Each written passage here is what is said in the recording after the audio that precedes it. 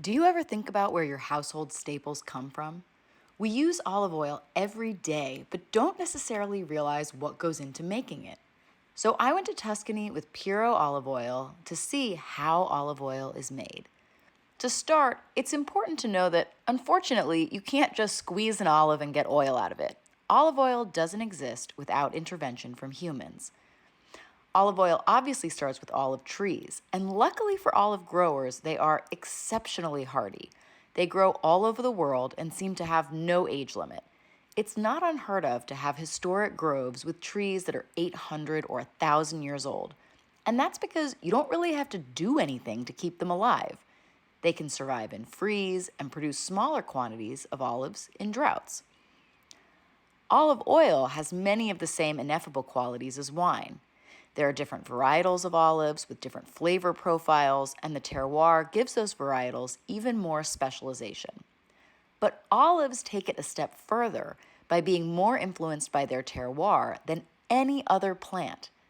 The only fruit that can actually carry the tocopherols, or the chemical compounds of the other plants around them, is the olive. So when you say you're getting notes of almond or artichoke or pear in your olive oil, that's because the structure of your olive's DNA has actually taken on some of those other fruits. So people in Tuscany believe that their soil, with all of its volcanic remnants, where almost anything grows, is what makes Tuscan olive oil, and also, of course, its wine, so prized. It's why you will see an olive oil made in Italy, or especially in Tuscany, written on the bottle. So the tradition of Tuscan olives is understandably a huge part of the quality. But while the actual olives might seem like the most important element, the milling is just as, if not more, important. And unlike wine, it's a process that is surprisingly fast once you have mature olives. You can harvest in the morning, mill in the afternoon, and immediately have olive oil. Watching olives get milled into oil is observing hundreds of different parameters that change all day long, from the speed of the machines, to the time in each machine, to the temperature the olives are kept at.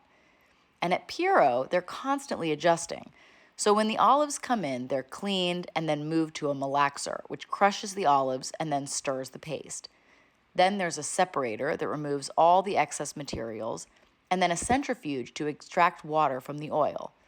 For some producers, there can be an extra positive step of a filter, or a less positive step where water is added and then removed, which makes the process easier but dilutes the oil's flavor. So this is where you actually see a lot of the differences in olive oil quality. Some producers are just hitting a button and letting the machines estimate what the olives need. When I was at Piro, it was fascinating to watch the level of adjustment, constantly looking to pinpoint visually when the olives are done mixing, because of course, if you undermix, you're going to waste oil, and if you overmix, you're going to start to heat the oil and degrade the quality. And then they adjust the parameters on the machinery as the process goes on, depending on what it appears the olives need. And again, unlike wine, that freshness is paramount. So you can make the olive oil, filter it, and then use it that day. You should always be looking for a harvest date and try to buy oil that was made within a year, because that's where you're also going to see the quality. It's a fascinating process that has changed over the centuries of olive oil production. But luckily, it just keeps getting better and better.